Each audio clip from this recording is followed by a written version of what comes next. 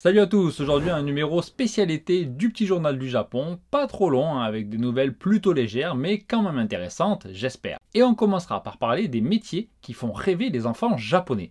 Et vous serez d'ailleurs peut-être étonné de voir certaines professions en haut du classement, hein, que ce soit d'ailleurs chez les garçons ou chez les filles. Et je vous expliquerai au passage pourquoi, à mon avis, certains métiers pas très populaires en France ont vraiment la cote au Japon. Ensuite, on parlera d'un gang et d'une vague d'agression. Alors, je sais, j'ai dit qu'on parlerait de sujets légers, mais vous allez comprendre tout à l'heure que ce sont des agressions très particulières, hein, c'est le moins qu'on puisse dire, et vous verrez que vous n'en avez pas des comme ça en France. Voilà, je vous en dis pas plus, restez jusqu'au deuxième sujet pour savoir de quoi je veux parler. Et pour terminer, on s'intéressera aux préfectures du pays dans lesquelles les Japonais sont les plus heureux, et les résultats d'une enquête montrent que le pays est pratiquement divisé en deux parties, avec d'un côté des gens franchement heureux, et de l'autre, beaucoup moins. Voilà pour le titre de ce journal, hein. Vous connaissez la chanson maintenant, mettez un petit like si vous aimez la vidéo, n'hésitez pas bien sûr à commenter pour réagir à l'actu ou juste pour faire coucou, ça fait toujours plaisir, et bien sûr abonnez-vous si vous êtes nouveau sur la chaîne. Allez, on commence donc ce journal avec un sujet plutôt mignon mais assez révélateur, hein,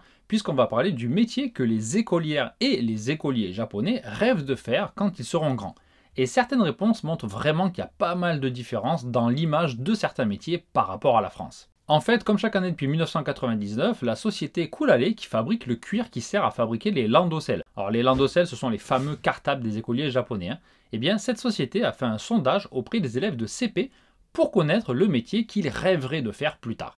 Alors, avant de vous dévoiler les résultats, si vous avez des questions sur un des métiers dans les listes qui arrivent, dites-le moi en commentaire et j'essaierai de vous expliquer pourquoi je pense que c'est populaire. Parce que je vais réagir à quelques professions qu'on va voir maintenant, mais je ne vais pas vous faire les 20, sinon on ne s'en sortira pas. Alors cette année pour les filles, le top 10 était le suivant. Première place pour pâtissière ou boulangère, célébrité, chanteuse ou mannequin en deuxième et fleuriste en numéro 3. Voilà.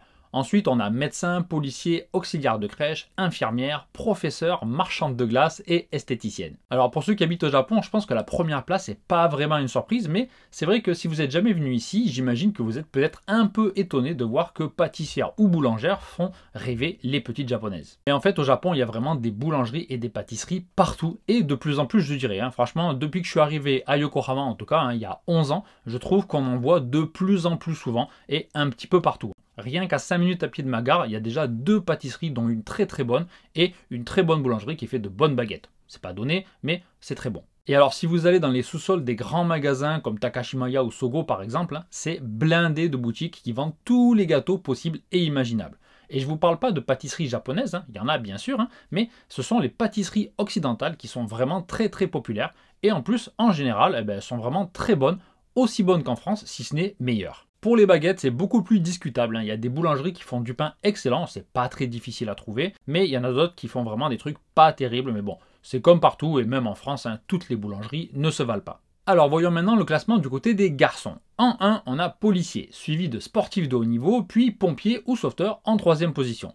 Après, vous avez conducteur de train ou de bus, chercheur, youtubeur, star de la télé, médecin, pâtissier ou boulanger, et enfin charpentier ou artisan. Alors quelques mots sur conducteur de train ou de bus. Alors désolé si vous l'êtes en France, mais il faut bien avouer que ça fait pas du tout rêver, l'image est pas terrible et ça doit être un métier franchement difficile à faire. Mais ici, comme vous le savez, il y a des jolis trains absolument partout. Ils sont propres comme c'est pas permis, ils sont jamais en grève. Du coup, l'image des trains est très bonne et l'image du personnel aussi, que ce soit d'ailleurs parmi les adultes ou parmi les enfants. Et d'ailleurs, mon fils sait déjà ce qu'il fera quand il sera plus grand, il sera Shasho-san. Alors, Shasho-san, c'est le contrôleur de train qui est dans la dernière voiture. C'est lui qui vérifie que les portes se ferment bien, qui fait des annonces et qui fait plein d'autres choses, je ne sais pas exactement quoi. Mais en tout cas, une chose qu'il ne fait pas, c'est contrôler les billets. Parce que ça n'existe pas dans les trains qui circulent en ville. Et puis il faut dire aussi que les contrôleurs et les conducteurs sont généralement aux petits soins avec les usagers et notamment avec les enfants. Déjà, quand le train part, s'il y a un enfant qui fait coucou à partir du quai, eh bien le contrôleur, qui a toujours la tête à la fenêtre au moment du départ, répond systématiquement par un petit geste de la main et par un petit sourire. Donc ça, c'est plutôt sympa. En plus, dans le train, entre 2 arrêts ou arriver à une gare, ils sortent parfois de leur petite cabine pour donner des cartes de train aux enfants qui les regardent. Et inutile de vous dire que mon fils en a des dizaines à la maison. Ah, un truc vraiment cool aussi, c'est que quand un train passe sous un pont, s'il y a un enfant qui est sur le pont et qui fait coucou au conducteur, s'il le voit, il klaxonne pour lui faire savoir. Franchement, ça marche pratiquement à tous les coups et je trouve que ce petit geste est vraiment très sympathique. Allez, une dernière anecdote sur les trains, après on enchaîne, hein, mais l'an dernier, quand on avait pris un romance-car pour aller à Hakone, eh bien le contrôleur était venu dans le wagon de tête où on était. Voilà, le wagon de tête, il y a une grande baie vitrée et on peut voir la voie ferrée devant soi, hein. Donc il y a beaucoup d'enfants qui aiment bien les trains, qui veulent aller là. Et donc il avait prêté sa casquette aux enfants et il les avait pris en photo avec leurs parents. Je vous raconte même pas comment mon fils était content. Voilà, et tous les enfants d'ailleurs étaient vraiment ravis. Bref, non seulement les trains sont partout et ils sont nickel, mais en plus voilà, le personnel a une image irréprochable, hein, encore plus auprès des enfants, donc vraiment rien d'étonnant à ce que cette profession arrive en 4e place. Pour policier, c'est la 2e année consécutive que ça arrive en tête. Et même si en France aussi, hein, le métier est cité par les enfants, mais un peu plus bas dans le classement, il faut quand même bien reconnaître que la profession est largement plus facile et valorisée au Japon qu'en France. Et c'est aussi bien mieux payé, mais bon, je pense pas que ça soit un élément déterminant pour les écoliers. Alors je ne vais pas entrer dans les détails, hein, mais les policiers japonais sont très respectés, et à ma connaissance en tout cas, hein, ils se font jamais insulter, caillasser ou autre joyeuseté, à part peut-être par un mec bourré de temps en temps, et encore, voilà. Après, je ne veux pas trop non plus généraliser, hein, mais pour les agents de police sur le terrain, en tout cas, à mon avis, le plus grand danger, c'est vraiment de mourir d'ennui. Et leur boulot, c'est vraiment plus du social que du sécuritaire. Alors attention, hein, je suis ravi que ce soit comme ça, hein, parce que ça montre bien à quel point la société est sûre, mais malheureusement, depuis quelque temps, il y a de plus en plus de violentes agressions, parfois même par des gangs, et personne n'est épargné. Alors non, rassurez-vous, hein, le Japon n'est pas devenu un pays où on risque de se faire agresser dans la rue à tout moment, mais figurez-vous que depuis quelques semaines, il y a régulièrement des gros titres dans les médias sur des attaques par des singes sauvages et même par des dauphins. Alors est-ce que c'est un moyen pour la nature de faire comprendre aux Japonais qu'il faut qu'ils arrêtent d'utiliser autant de plastique et d'électricité? Je sais pas, mais toujours est-il que dans la ville de Yamaguchi, pendant tout le mois de juillet, il y a eu plus d'une 50aine de personnes qui ont été attaquées par les membres d'un gang de macaques. Alors vu de France ou d'Europe, ça peut paraître vraiment incroyable, hein, mais au Japon, il y a énormément d'animaux sauvages, et notamment donc des macaques qui vivent en liberté dans pas mal de régions à travers le pays. Et ceux de Yamaguchi sont particulièrement agressifs, hein, puisqu'ils ont griffé et mordu plusieurs personnes, ils sont entrés par des vitres ouvertes ou par des moustiquaires dans des maisons ou même dans des appartements situés jusqu'au 4e étage. Voilà.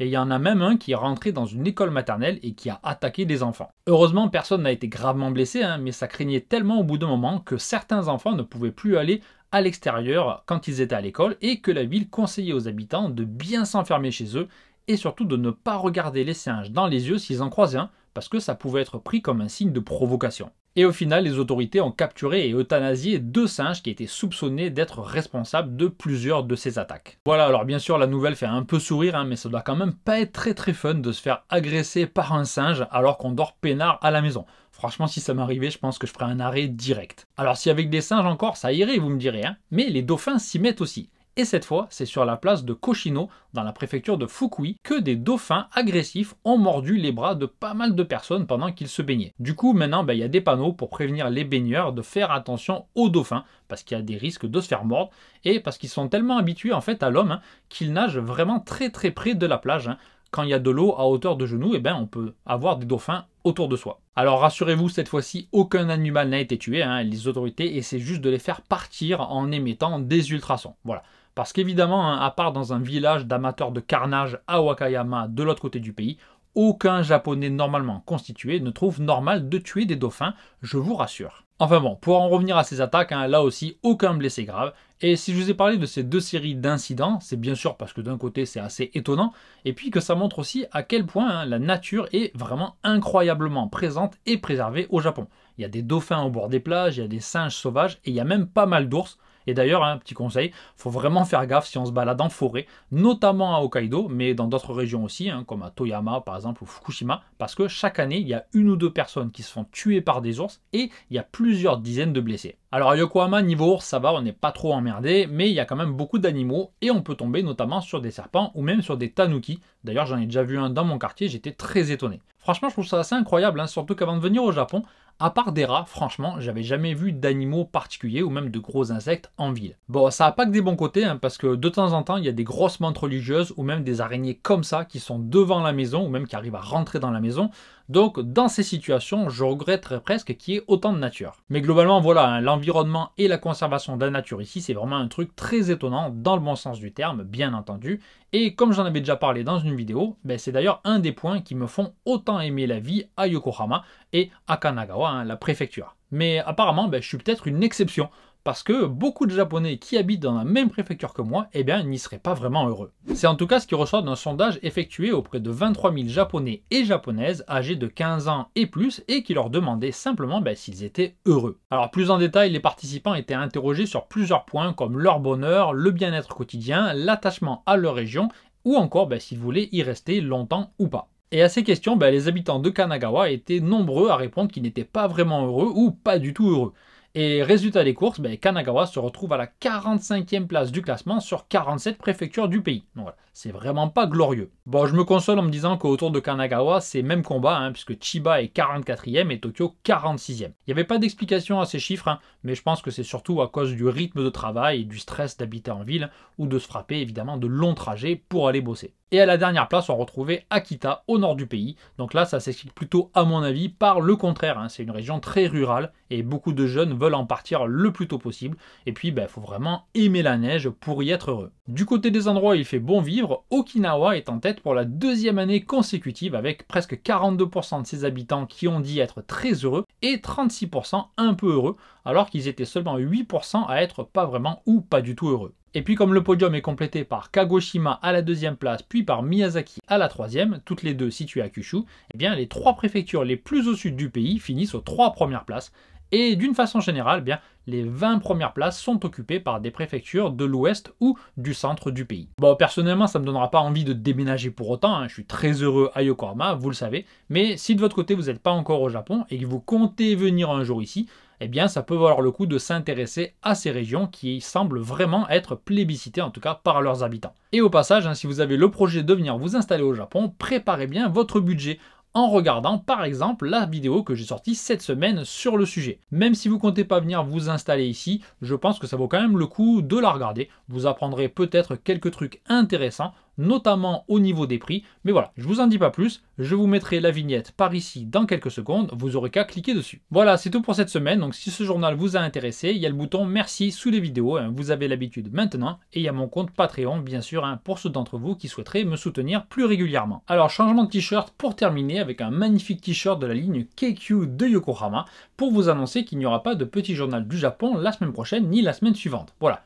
le prochain petit journal du Japon ce sera le 4 septembre. Et si j'ai pris la décision de faire cette petite pause, c'est non seulement pour me reposer et profiter des vacances, parce que mine de rien, ça fait du bien quand même de souffler de temps en temps, et puis aussi pour avoir plus de temps pour vous proposer d'autres types de vidéos. Voilà, j'ai plusieurs idées de vidéos que j'ai pas pu réaliser pendant l'année, donc j'espère pouvoir le faire avec ces 15 jours de pause du petit journal du Japon. Voilà, puis je vais être honnête aussi avec vous, la semaine dernière, le petit journal du Japon a fait beaucoup moins de vues que les journaux précédents, donc c'est peut-être aussi parce que c'est le mois d'août, le format se prête moins aux vacances, les gens sont pas là. Donc voilà, c'est peut-être une bonne occasion pour moi de souffler un peu et de faire d'autres types de vidéos. Mais rassurez-vous, dès le 4 septembre, vous retrouverez chaque dimanche le petit journal du Japon. Voilà, en attendant, je vous souhaite une bonne fin de soirée et de bonnes vacances. Je vous dis rendez-vous à très bientôt pour d'autres vidéos et dans 3 semaines, le 4 septembre, pour le nouveau petit journal du Japon. Salut à tous!